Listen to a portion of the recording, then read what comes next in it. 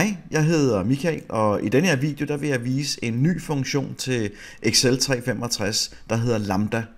Og det er en funktion, som kan lave andre funktioner. Altså en funktion, der laver funktioner. I tidligere versioner af Excel, der skulle man bruge VBA for at kunne programmere nye funktioner. Men nu er det her blevet en mulighed ude i regnearket at kunne lave sine egne nye funktioner. Det er så også en funktion, som ligger på øverste hylde på Excel-skalaen. Så det kræver også, at du har lidt fortrolighed med at lave funktioner og arbejde med funktioner i Excel. Om ikke andet, så kan du måske lave funktioner til din kollega, eller bede din kollega om at lave nogle funktioner til dig, hvis funktioner er nyt for dig. Men lad mig vise dig et eksempel på den nye funktion Lambda. I det her eksempel, der har jeg trukket nogle valutabetegnelser og kurser ind fra nettet af, og så er det hele kommet ind i kolonnen A, hvor der både er betegnelsen og kursen i samme celle. Og der kunne jeg godt tænke mig at trække kursen ud i en kolonne for sig. Og det er klart, når man skal lave en løsning, så kræver det, at der ligesom er en form for system i det her rod.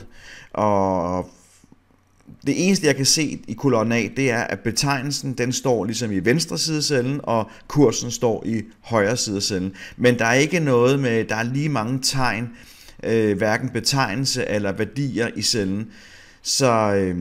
Så funktionen, der skal laves, den er lidt kompleks, men nu har jeg har faktisk snydt lidt, fordi jeg har lavet den på forhånd. Så jeg vil lige vise en funktion, jeg selv har lavet, som hedder lig med, og så har jeg kaldt den udtræk tal. Og det er en funktion, jeg selv har skabt via denne her lambda-funktion.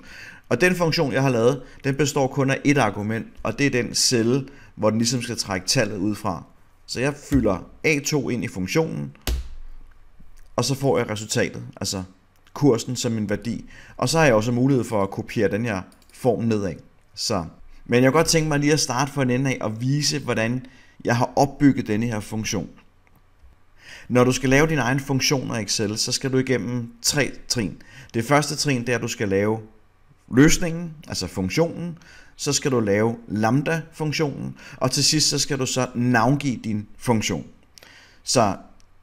Og den løsning, jeg skal til at vise her, den er en lille smule kompleks. Jeg vil ikke gå så meget i dybden med de funktioner, jeg bruger til at løse det her, men mere hvordan vi opretter funktionen. Men ganske kort, så vil jeg komme til at bruge nogle nye funktioner, der er kommet til Excel. Og nu viser jeg bare lige ganske kort de her funktioner, sådan helt overordnet.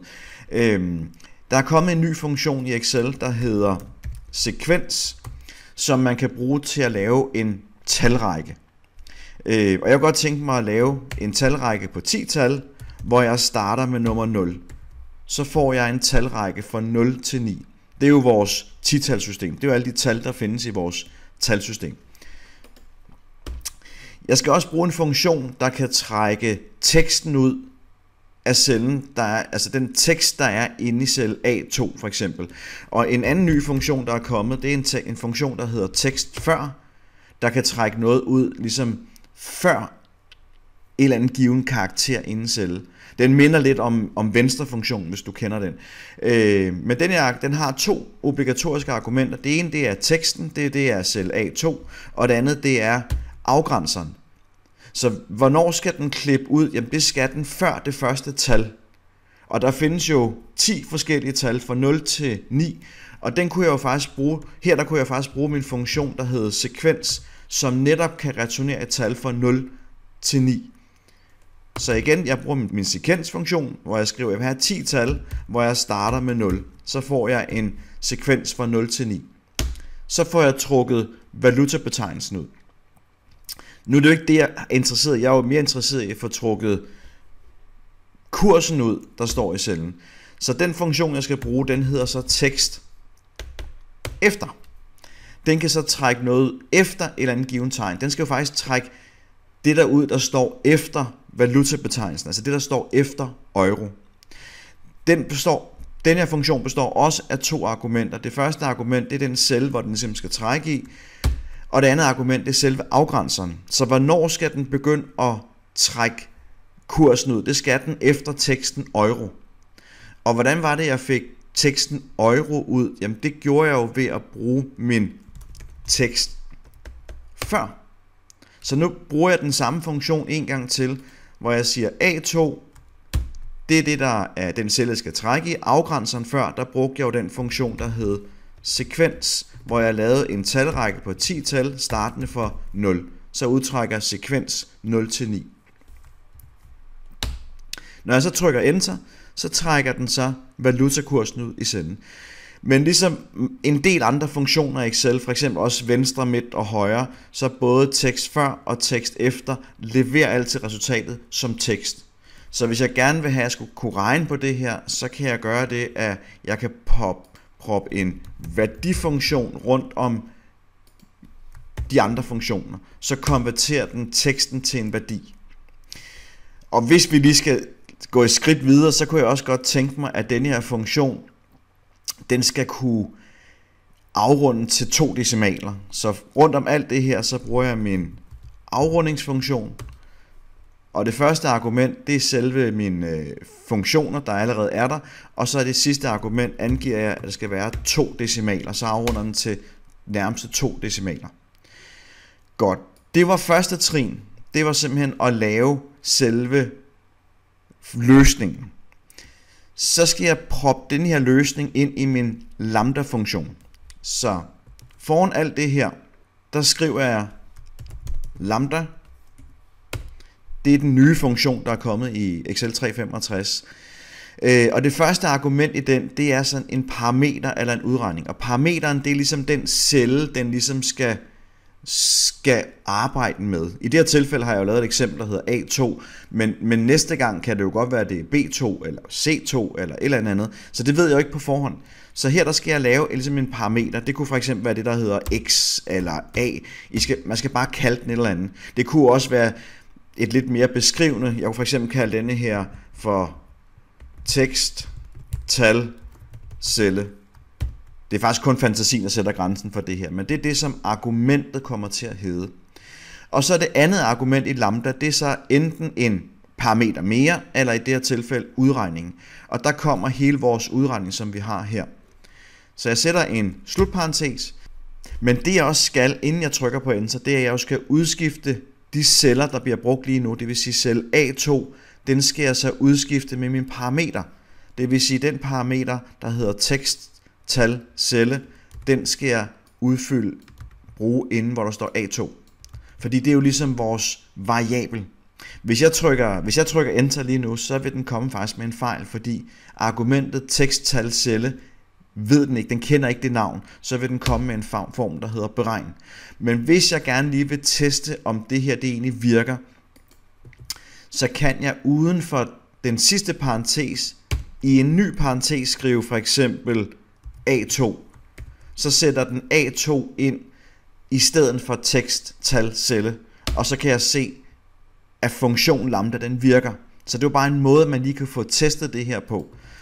Men jeg går ind og sletter denne her igen, og så får jeg så min fejl igen. Men det var trin 2. Så har jeg proppet min funktion ind i lambda-funktionen. Og så kommer det sidste trin, det er, nu skal jeg oprette den nye funktion, der er baseret på denne her formel. Så jeg tager lige en kopi af min funktion, sletter funktionen her, går ind under fanen, der hedder formler, og klikker på navnestyring. Navnestyring, der kan man så oprette sin egen navne, eller i det her tilfælde, man kan oprette sine egne funktioner. Så jeg opretter et nyt navn, eller en ny funktion, og så skal jeg jo bare være kreativ. Hvad skal funktionen hedde? Jeg vil gerne have, at den skal hedde udtræk tal. Det er kun fantasien igen, der sætter grænsen for det her. Og denne her funktion, den skal så være baseret på en formel. Og det er jo netop vores lambda-formel. Og så sætter jeg den her formel ind. Og den her formel, det er jo den, der udtrækker tallene efter valutabetegnelsen. Konverterer det til en værdi, afrunder til 2 decimaler. Og så klikker OK. Og når jeg lukker den her boks, så kan jeg jo så afprøve min nye funktion ved at skrive lige med udtræk tal. Og der kan vi se, at argumentet hedder tekst, tal, celle. Det var det, jeg skrev inde i min lambda-funktion. Og den kunne hedde hvad som helst, men det skal jo bare være et eller andet, der ringer en klokke, hvad det her kan være. Tekst, tal, celle, det er den her celle, hvor der både er tekst og tal i. Sætter en slutparentes, og så når jeg trykker Enter, så trækker den kursen ud som en værdi, afrundet til 2 decimaler, og så kan jeg kopiere den her form nedad. Og jeg kan lige vise, den kan jo også fungere på andre ark, så her der har jeg lige trukket snedybderne ud fra Østrig. Hvis der er nogen, der skal på skiferie, så kan jeg igen bruge min udtræk tal-funktion. Den har kun et argument. Jeg vil gerne udtrække, hvor mange centimeter sne er der på bjerget i de forskellige steder. Så jeg bruger C3, og så udtrækker den så værdien her. Jeg er med på, at løsningen på denne her godt kunne være lidt kompleks med at bygge mange funktioner ind i hinanden. Men principperne for det her, det er, at du kan lave dine egne nye funktioner. Og det kan jo både være simple funktioner, det kan også være, som i det her tilfælde, lidt mere avancerede funktioner. Hvis du kunne tænke dig at lære lambda-funktionen, eller lære nogle af de nye funktioner, som jeg også viste eksemplet her, så vil jeg anbefale mit nye kursus, der hedder Excel 365, nyheder og opgradering, hvor jeg netop gennemgår alle de nye ting, der er kommet til Excel 365 inden for de sidste 2-3 år. Vi ses!